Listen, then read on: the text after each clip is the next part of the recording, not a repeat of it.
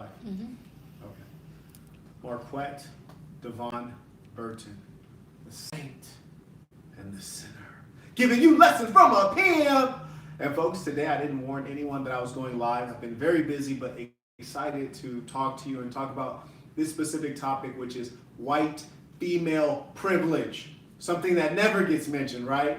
Yet they're always ranting about everybody else's privilege, particularly what they call cisgender white males. And what the hell is cisgender, right? Cisgender just means heterosexual, aka normal. So they're talking about normal white males. And the question is, why do I, a black man, care about the white feminist attack on the cisgender white male? Why? Because it's insidious. They start with the white male, but they're actually attacking manhood itself as a concept. And you, my friend, whether you're a white male, black male, brown, in between, yellow, green, you will be next. And in fact, today, because of white female privilege, you are actually losing out. Because let's say if opportunity is a pie, they are surely taking the lion's share of that pie while claiming to be starved of opportunity. What do I mean? For example, if you look at university enrollment, white women are overwhelmingly in the majority. Yet they have affirmative action so that they can get into certain programs like engineering, things like this, meaning that they are favored in actually being admitted. Whereas I'm surely not favored, and the question is, why are they favored? Well, the idea is that they're underrepresented. Well, here's the thing. If the white feminist was concerned about equality and fairness, wouldn't they be more concerned about making sure that the American Indian, that is the Native Americans, are represented, because they're currently underrepresented in higher education? The African American male is grossly underrepresented, so they're actually not worried about fairness, they're worried about themselves. Not only do they have the hashtag Me Too, they should have the hashtag Me First, because they're worried about themselves and advancing themselves individually. So rather than making sure that everyone can benefit, they're really prioritizing themselves. And here's the question: where does white female privilege really go to? How big is it? Not only are they able to get admitted into universities, into certain programs in favored situations, but also, even if you're trying to start a small business, if you're looking for a small business grant, white females can even apply for grants that you as a male can't apply for. And it doesn't just stop there. Even in media, white women are getting more media from doing average shit that you and I are doing and struggling to do every day. But when they do it, it's amazing. Let me give you an example. I got a true story here. As you know, I'm a tech CEO. I run a tech company. I've created many tech products and companies. In the past, I had a company called Why Not, W-I-N-O-T. It was a technology that empowers you to share your Wi-Fi with your neighbor if you live in an apartment, and while you're paying $60 to Comcast or Cox or Time Warner, you get to share your Wi-Fi with your neighbor, and then they pay you $20. You can almost cut your bill in half. Great technology, released it in Manhattan, did really well. And I was reaching out to all these media outlets, but I couldn't get any acknowledgement as a black man. And we're less than 1% of tech. So what did I do? I said, okay. Got a white girl. Not going to name her name right now, but if you Google Why Not and you Google Marquette Burton Why Not, you'll pull up the Forbes article. I made her the CEO of the company. Then we reached back out to all the same media outlets, and Forbes magazine says, yeah, absolutely, we'd love to do a story on you. This is a great accomplishment for a female in tech. Now, why didn't they want to do a story about a black man in tech? Probably because I'm black and probably because I'm male, right? Those two things were strikes against me in 2020. So here's the thing that should boggle your mind. Why is it that the white woman is viewed as such a disadvantaged demographic when in reality, they've benefited in this society just as much as white men, right? When enslavement was going on and people were making tremendous amounts of money from enslaving an entire ethnic and racial group, not only was it the white man, it was also the white woman. Am I wrong? Right? I don't know why they're acting like the white guy is such a bad guy when she was in the house sleeping with master and getting all the benefits. Why is the white guy so bad and you're not bad at all? But here's another kicker. When white women, and I'm not talking about all white women, I'm talking about hyper-liberal white female feminists and their lackeys, which are the hair-hatted hooligans, the black women who follow them, and the other women of color who follow them and call themselves feminists. All of these imbeciles, I'm talking about collectively, not women, not white women, but these hyper-liberal women who call themselves feminists. Here's another look at how dangerous they are. Think about it. We're in the era where forensic evidence is an amazing thing. You can really uncover tremendous amounts of evidence to convict someone of a crime. However, because feminists have created a perverse society, they can charge you with rape from 30 years ago with zero evidence. How's that possible if you're presumed innocent until proven guilty? Well, it's only possible because we're not in a society of equality. If we were in a society of equality and she says you raped her and you say you didn't, that would be equal, right? And you would cancel each other out. But in this society, which is dominated by white, female, feminist, hyper-liberal ideology, if she says you raped her, even if it was 30 years ago, your ass is going down with no evidence. We're in the age where you can find tremendous amounts of evidence, but we still allow it to happen with no evidence. Why? Because the female perspective is empowered today. They're saying they want equality, but what they really want is dominance. And the reason that they're going at the white male so hard is because the white male in the American society is the dominant figure. So they're going at him to take his position. And right now the white male is extremely weak.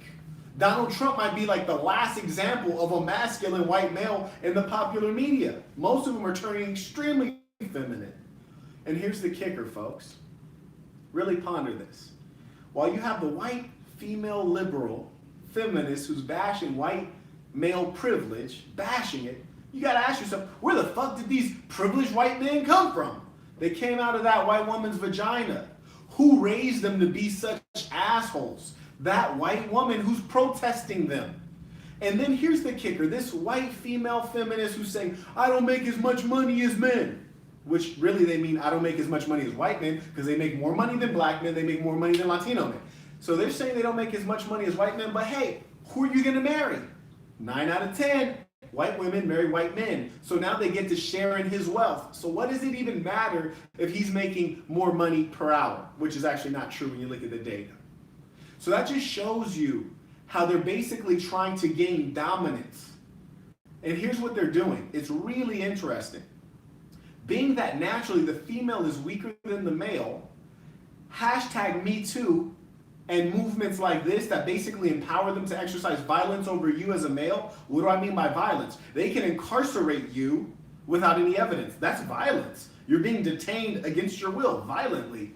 If you try to get out of prison, you will be retained there violently, right? So even though they're physically weak or physically inferior, they can leverage the instrument of the state. They can leverage the police force to put your ass under control, right? Even when they're lying. Like, for example, Emmett Till, a young black boy, decades ago, who was accused of merely whistling at a white woman, had himself beat to death by her word, which was a lie. Same thing's happening today, but the question is it based on the same situation then, which was racism? No. We can all be Emmett Till today. We can all have the shit beat out of us, metaphorically, with the instrumentality of the government, the instrumentality of the police. We can all be victim of a lying, hyper-liberal white feminist who's exercising white female privilege. And you know what? The privilege bleeds over to all of these feminists because they are leveraging #MeToo. They're leveraging affirmative action to get jobs that they really either can't do or wouldn't earn otherwise. For example, I have a good friend of mine, a doctor no less. I won't name her name, but she was telling me that it's not fair that there are fewer female surgeons because to go through the residency of becoming a surgeon requires so much time that you can't have children. So it's not fair that there are not more women because women have to have children. I was like, whoa, it is fair, you dumb bitch. If you're getting a heart transplant, don't you want the physician who spent the most hours practicing? Don't you want the physician who's most dedicated and blocks out everything else? Of course you do. Looks like you may have wrote down some questions. Not about feminism. Okay, Gosh, cool. General asked, are you prepared for coronavirus? And do you have water, food, and tissue packed up? I'll get to that after I finish up this lecture. How many folks we got online right now? 21. 21, okay. Folks, hey, I appreciate you coming to join me. We're talking about white female privilege right now, and privilege for females in general, and it's crazy. So another thing I want to point out is the root of white female privilege. It's the underlying ideology is feminism, but you really need to think through it. It's deep, fellas. It's not equity feminism, meaning that women truly want the same rights and privileges as men. That's called equity feminism. There's nothing wrong with that. What we're dealing with is something that's vicious. It's called gender feminism, which means that they want to erase gender differences. They want to pretend as though they're the same as the man. It's ludicrous. They want to pretend as though they're as physically strong. They want to pretend as though they're as rational. They want to pretend as though that they don't have the different levels of emotional variation and unpredictability that we don't have. They want to pretend as though they're the same. It's a movement for sameness and dominance of the female. But here, check this out. This is the part people forget. Why is the white male, the cisgender white male, under attack, which is the heterosexual white male? Why is he under attack by feminists? Because the gender feminists are mostly lesbians. They're dykes, right? And what they really want to do is turn male and female against one another. Why? Because it benefits their overall agenda, which is female to female sexual, romantic, and familial relationships. And that's why they're creating a situation where young women are being turned off and turned against men and being opened up to this concept of them being bisexual, when in reality, fellas, we know most of these bitches ain't bisexual. Most of them are doing it for attention. Most of them are doing it to impress you, or most of them are doing it because they think that you're a bad guy, because they've been programmed to think that all men are bad guys. And that might happen because their dad's a simp, their dad's a chump who lacks leadership, or they're watching too much television that's programming them with LGBTQ ideology, or they're watching Ellen, which is one of the worst things in the world because it brainwashes you through humor and comedy. It makes her seem like a normal person. When in reality, if you look at the world through the lens of truth and honesty, what sense does Ellen make when she's dressed like a little boy? She looks like a 13-year-old white boy. It's ludicrous, really. And think about the psychological issues a woman has to have if instead of going for the real thing, you want a fake, lifeless dildo inside of you, when you could have a penis. If you're really a lesbian, you should like vagina. Why do you even need a dildo? They're fucked in the head, fellas, and they're spreading the poison. So these white feminists, they are motivated by an underlying ideology of gender feminism, and the gender feminist ideology is created by dykes. Might sound like I'm bullshitting, but do your research, fellas. When you look up these feminists, like Valerie Solanas, for example, she wrote a book called The Scum Manifesto, and it talks about her hatred for men. The basis of this ideology is pure hatred for men, and a lot of it is because their fathers weren't there, or their fathers were there and their fathers were abusive, or their father or their uncle sexually abused them, and it created trauma and hatred. And instead of having that dealt with in a healthy way through therapy, maybe they didn't get that and they're screwed in the head. And that's what we're dealing with today. So I've described a problem. Unlike your preacher, unlike some folks, unlike Farrakhan, not only am I going to describe the problem, I'm going to tell you how to operate. That's what Marquettism is about. How do you operate in this challenging world? This is what you do. You don't complain about the dynamic. You figure out what's occurring and get on the correct side of the dynamic. So if you understand that you're in a world where you have white, hyperliberal feminists brainwashing generations of women to hate you and taking opportunity away from you merely because you're a man, what do? Well, the first thing, if you know that the white female is empowered, you better get you one working for you as an employee, as a spouse, whatever the case is. Get them on your team and leverage them. But don't get the feminist one. Get the one who has common sense, is honest, has good values, or is open to game to learn the true path, the straight path. That's one thing you can do. The second thing you can do is make sure that you're protected. What do I mean? Hey, you might have to record every time you take a chick down. Why? Because you need evidence to stay out of jail when she tries to lie and say that you raped her 30 years later, right? You damn near need to get her on video saying, yes, I consent to having sex with so-and-so on the following date and time. That's how ridiculous it is. You have to have counter evidence to prove you're not a rapist because you're assumed guilty merely by her word. And here's the kicker. You're in a situation where no matter how ridiculous the woman is, her word is somehow viewed as credible. Look at Kobe Bryant. He had that tacky girl from Colorado who claimed that he raped her, and when they looked at the evidence, they found 3 different semen samples in her underwear. This chick is a whore. She was open 24/7 like 7-Eleven, letting everybody go in and out. And then all of a sudden she tried to stick him with a rape. Why'd they even bring that court to case? Ludicrous. Why did they even bring that case to court? Ludicrous. So that's the second thing you can do, is make sure that you are protected. The third thing that you can do is always try to be independent. When you're operating within systems, like where they're letting people get opportunities because they're in a disadvantaged demographic. Now think about it, bro. How is being a woman a minority? We're in a sick society. Women are 50% of the population, generally a little higher because they're not suffering mass incarceration. They're not going to wars. Men have lower life expectancy. So generally women are actually a higher population in human societies. So how is it that women became a goddamn minority all of a sudden? How is it that they're disadvantaged when they're the voting majority? If they wanted a female president, they could vote in a female president. If they wanted significant change in legislation, they could do that overnight. But we're lying. We're in a society that's filled with lies.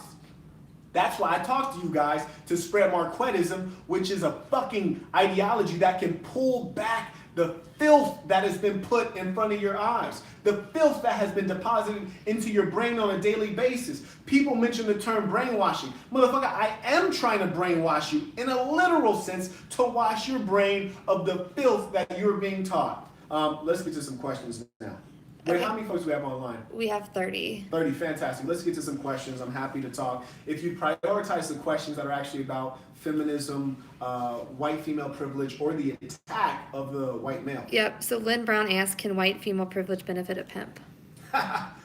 Bruh, any advantage, any asset, any talent that a woman has can benefit the pimping. You understand? In fact, a good pimp, pimp hooray. Shout out to all the people out there who's on their good game, on the good foot, and their pimp hand is strong, because anytime a woman has assets that are intellectual, that are financial capital, that are connections, that's always going to help the pimping. But she has to have a clear mind to know who's the leader and who's the follower, because what you cannot have are too many chiefs and not enough Indians. In the pimp game, there's one chief, there's one god, there's a bunch of Indians, there's a bunch of followers. In the cult, there's one leader, there's a bunch of believers. So she needs to understand that dynamic. If she gets that part, you can make some moves. You can make it shake. Talk to me.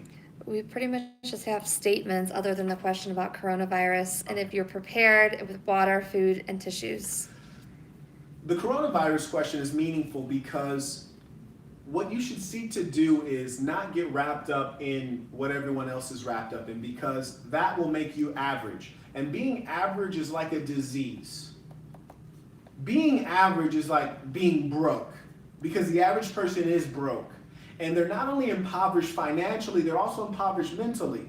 They are ruled by emotions. If you look at the data, flu kills more people every year in America than coronavirus. Coronavirus is not new. It's something called SARS. It's a different strain of SARS.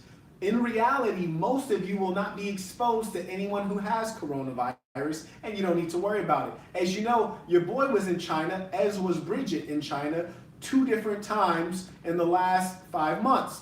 We're fine and we're not worried about it. All of our contacts in China are fine and they're not really worried about it. What you gotta do, what I always tell you, keep your fucking eyes on the prize. Keep your eyes on the prize. You can never be good at the pimping if you don't realize it's all about getting some scratch. Huh? So if you're not focused on the scratch, what are you focused on? If you're not focused on the scratch, how are you going to guide a woman to go get your money? You can't do that because you're distracted. When the leader is distracted, when the head is facing in the wrong direction, the body goes in the wrong direction, and you are the head. The woman is the body. The head does the thinking. The body does the working. So make sure the head is focused. Church. So you pretty much answered this, but Stephen Torres said, how's coronavirus affected your portfolio? One thing I will tell you is that the measures taken by the Chinese government, which is essentially seeking to make sure they don't have people, large numbers of people gathered into tight spaces where they can communicate this virus, typically occurring in factories. We do have a lot of interests. We have business interests in China on the technical hardware side. We have business interests on the fabric side, textiles, garment assembly. So all of those businesses have been affected. But the truth is, it's a minor slowdown in life. And here's something I really want to point out, fellas. If you are a Marquettist, you know your mindset is this: life will provide you with challenge. You will be tested with ill health. You will be tested with death of your loved ones. You will be tested with poverty. But here's the difference between you and an average person. When you're tested with those three things, you're still cool as a polar bear, sipping a fucking... Dude, listen to me. When you are tested with those things, no one should be able to tell. Why? Because you expected it.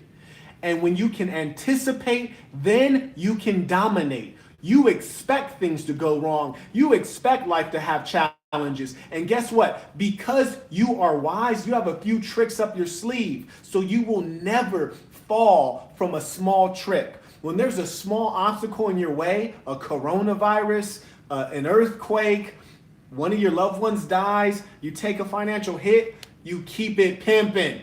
You keep moving. And that's the difference between a pimp and a trick. A pimp always has his mouthpiece, which is what? It's a representation of the knowledge that he has. You can't speak well unless you can think well. And if you can think well, you can maneuver out of every situation. Did I get too damn close to the camera? You're a little close. Okay, my fault.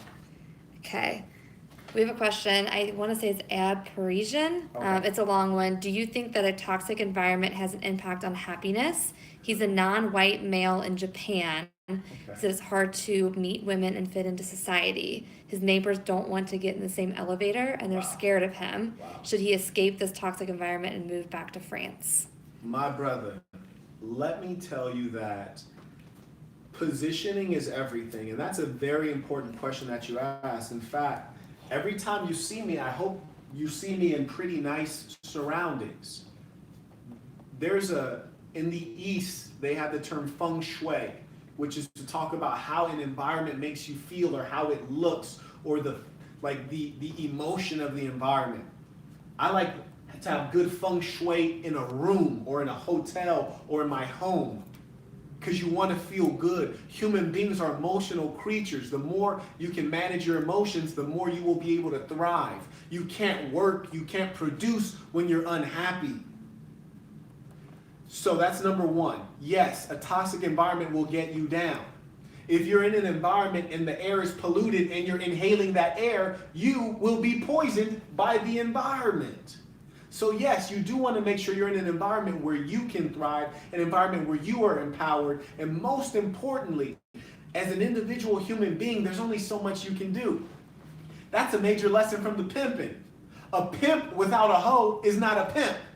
A pimp with one chick is not a pimp because one is so close to none. You need two or more, which is to say that it takes a team to win. The more people you have, the more workers you have doing your bidding, the more successful you are. The better your network is, the more people, the more brains, the more resources you can leverage, which is to say if you're in an environment where people don't want to get on the elevator with you, people won't embrace you, then you will not be able to reach your maximum height. So I encourage you to go to a soil that is rich so that you may plant your seed and grow up many fruits from your talents. Okay, we have drug hours. What should he do being a young black man going to Berkeley Community College? He's surrounded by liberals and feminists. Yes, He has disgusting. his own business and believes in keeping his masculinity and integrity as a black man. Is your name pronounced Drug Hours? Scott, I've definitely seen your name before. I just want to make sure I'm pronouncing it right. But I literally know exactly where you are, my guy. I went to Berkeley for undergrad. I've been on the Berkeley Community College campus. I know the mentality that you're dealing with. And you, sir, are like, you're like a POW. You're a prisoner of war behind enemy lines. The smartest thing you can do as a black man or as a heterosexual male or as a man is dissimulate, which is to not be so forthcoming with your perspectives because you will be rebuked in that environment. Always represent yourself well. Always protect yourself. Always stand up for yourself. But remember that there are times that you're going to have to hold your tongue because it will not be beneficial to you. Because sometimes if you voice certain perspectives, your professors might give you a bad grade for that. You are disadvantaged in that environment. But the truth is you can still win and be successful in it if you're very thoughtful. So remember, you are a wolf in sheep's clothing intentionally. And you must operate knowing that you're in a situation where they literally hate everything that you actually are. And what you need to be able to do is stay low key, gain strength, and exercise power the more you gain the power. But if you're not in the powerful position, focus on accumulating strength, building network, but most importantly, get the fuck out of there, man. Those motherfuckers are the worst. Like, I used to be in the East Bay. Bruh, bruh, I know what you're dealing with. Next question. That was gonna stress me out. Okay. Hold on, I need to pull back up. Get up out of there, man. Stephen Torres asked, Margaret Sanger, being the godmother of Planned Parenthood and a white uber feminist, don't you think that the LGBT agenda may be aligned with the same depopulation agenda as abortion? Motherfuckers getting deep and political today, huh? How many folks we got online? 34. 34, okay. We've been on for talk. 27 minutes. Okay, so we're talking about Margaret Sanger and abortion. Let me kind of hit a couple points on that, and we're going to get on to the next one. Number one, I don't think everyone needs to be here on the planet Earth. There are a couple people who are fully grown adults that if I could abort them today, I would. They're just taking up all this good air for no reason. They're living lives without meaning. I hope all of you are living lives of meaning, contribution, strengthening yourselves, making yourself valuable to yourself, but also to the people around you, your family and your loved ones. So that's number one. I'm letting you know that I don't assume that everyone should be here. Everyone has the right to live. Murdering children or murdering a baby or a fetus, I think that's an unfortunate thing. I don't think anyone truly likes that unless they're a wicked person. I'm not saying if the homie called me up and said, bro, can I get $70 to get Plan B, or can I get $300 to get an abortion? I'd help him out. Why? Because I think when a child is raised in a bad situation and a child experiences trauma because they're being neglected by their parents, that child is likely to grow up and be a problem to the society, to be dangerous to you and me, to do things that are horrible because they're taking out the pain they have inside on other people. But to your point about Planned Parenthood and Margaret Sanger, are they depopulating peoples of color, primarily the African American? Absolutely it is. But what's worse than that, because as a Marquetist, always think about locus of control. What I mean by locus of control is what is within your control. You can't control Planned Parenthood. You can't control the prevalence of abortion clinics in low-income urban communities. What you can control is your knowledge, being able to share knowledge, like you're engaging me with this question, sharing that with the people in your community. And the reason that we're having so many of these abortions, truth be told, is because of poverty. And we don't realize that often these folks in poverty do not feel as though they can take good care of the child. They're in poverty for a variety of reasons, primarily that they're not growing up in nuclear families with a mother and a father. When there's not a mother and a father, the child has a higher likelihood to end up incarcerated, lower likelihood to attain the education needed to make a good income. So when you got all these kids coming from single parent families, they're growing up in poverty. They're staying stagnant in poverty. When the girl gets pregnant, she looks at the guy who got her pregnant and says, you can't provide as a man. You're not going to be able to help me make it in this world. I'm going to get rid of this baby so I'm not burdened. That's kind of the thought process. But the truth is, in reality, the poverty in America is not so bad that you shouldn't have a child. So it's a psychological thing that a lot of people think they're poorer than they actually are. But to summarize, number one, abortion generally speaking is bad. Yes, you are correct. The African American population is aborting at astronomical rates that are unprecedented in history and literally amount to genocide. Number three, what's within our control, you and me. What's within our control is the knowledge that we spread among ourselves, the knowledge that we give to these young women to let them know, hey, love, one, be responsible, don't get pregnant in the first place, bitch. Number two, if you are going to get pregnant by a motherfucker who can provide, but not only financially, mentally, because the problem in the black community and increasingly in the white community is a lack of male leadership from fathers. So that's kind of my thoughts on that. But I can tell you, brothers, have children when you can be in control of your child's life and in control of your wife and the mother of that child's life. You want to be the boss in all things, because if you don't do what I'm telling you, you have kids when you're not the boss and the woman is not respecting you as the boss, she's going to slap you with child support. Your wages are going to be garnished. You're going to go into involuntary poverty. Your child is going to not grow up with your values, they're going to grow up with the values of the society, the values they learn from public school. I hope that answered your question. What else we got? So kind of going off of that, Da Vinci just said, so poverty is a mentality folks are stuck in. Poverty is undoubtedly a mentality, especially when you're talking about in the United States. In fact, if you look at the average savings rate today, it's way lower than it was 50 years ago. Why is that? Because we're inclined to consume. We spend so much money on things we don't need. If we were really in poverty, would we be able to access credit to get into credit card debt? If we were really in poverty, would we be spending money on things that are frivolous, meaning not necessities, things that are not food or shelter? We are not in poverty as much as we think. We think we're in poverty when we can't afford Netflix, Spotify, and the latest Jordans, right? But the reality is all the things that I just named are things that are poisoning you and holding you back. Why are you paying more than $100 for a Michael Jordan shoe when it literally costs $8 to produce one pair of those shoes? I'm not bullshitting, because I produce shoes and I know how much it costs per unit. Why do we need Spotify when you're listening to musical artists who are giving you repetitive messages of things that poison your mind? Molly Percocet, never chase a bitch, just chase a Molly Percocet. You're rapping about using drugs, bro? That's what it's come to? Ludicrous. I'd rather be the hustler than the customer. He's rapping about consuming the drugs, not even selling them. It's ridiculous. Okay.